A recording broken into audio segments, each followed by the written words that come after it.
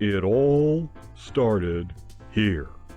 This film was the one that set the standard, which later led to the tough cop movies of the 1970s, Dirty Harry, The French Connection, and many more. They took their cue from the film we're talking about this time, namely 1968's Bullitt, starring the legendary Steve McQueen. Our story goes like this. A mob dude named Ross has trimmed some cash from the mob and has turned state's evidence. A senator wants him to give testimony at some important hearings, but since the mob is out to get Ross, he has to be held in protective custody.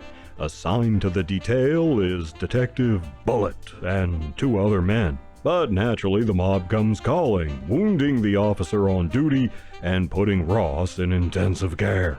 Finding himself a fall guy for the blame, Bullitt takes up the investigation into Ross and, under pressure from the senator and his minions, tries to find out what's going on. Now the mob is after Bullitt too, which leads to a spectacular car chase and eventually to a final showdown at the San Francisco International Airport. Can Bullitt solve the case before the mob moves in? Will justice prevail?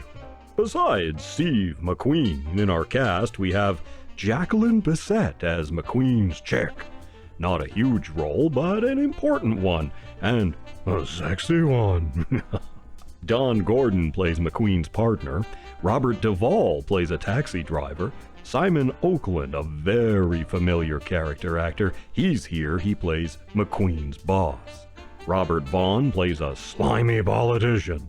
He said this was his finest performance and his favorite role. That's not what he said when he first got the script, though. He hated it. McQueen insisted on casting Vaughn, though, so they just paid him enough money to convince him to take the role. But he's really good here. Other TV stars pop up throughout this movie.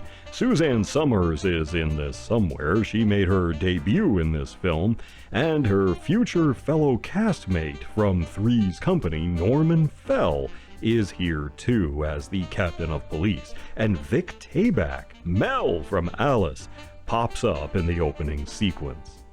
This movie is notable in several ways. First, it introduces a new kind of cop. Quiet, soft-spoken, determined, not exactly by the book, but honest. He doesn't pull his gun at the slightest provocation, only when he really needs to. The film has one of the most iconic car chases in cinema history. It was also shot entirely on location, lending a sort of street style to the movie, grounding it in reality. Everything you see, the hospital, restaurants, offices, apartments, all of it is real locations, not sets in sound stages. We also see some then cutting-edge technology in the form of one of the first smaller fax machines, which helps provide some key evidence to the detectives. Steve McQueen loved speed and racing. He later starred in Le Mans in 1971, a full-on race car picture where he does a lot of his own driving. Contrary to popular legend, on Bullitt, McQueen did not do all of the driving in that big car chase, though he did do some of it. It was Mustang versus Charger, two iconic American muscle cars going flat out through city streets and on the highway. The cars got up past the ton mark, clocking in at over 110 miles per hour in some shots. One of the few errors in continuity happens during the chase, when they pass this same green Volkswagen Beetle like 3 times. Not that you notice, the action is so intense, and the bad guy's car loses like 5 hubcaps during the chase. Lalo Schifrin, who composed the theme to Mission Impossible, offers up a nice jazz-infused score that perfectly fits the mood and action. It was Schifrin who lobbied for the car chase not to have music behind it, since the soundtrack with engines revving and tires squealing was awesome enough already. In fact, much of the picture was shot in the style of a silent film, with background sounds, traffic, sound effects, and crowd voices added later along with the music.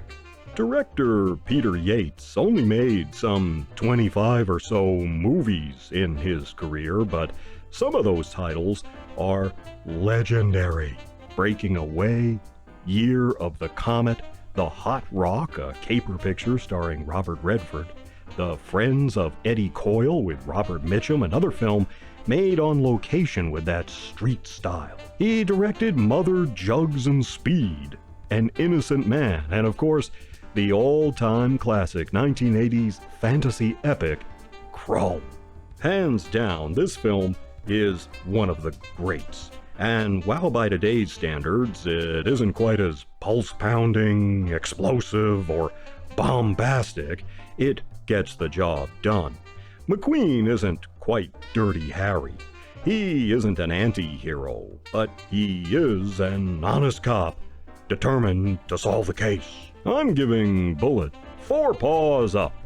This film set the standard for the modern tough cop movies that followed. It has style and class, a great soundtrack, good action scenes, makes great use of location, showing off San Francisco to very great effect. It's part police procedural, so you could see how cases were worked at the time, and McQueen proves why he was called the King of Cool. You take care of yourselves, and I'll see you in the next one.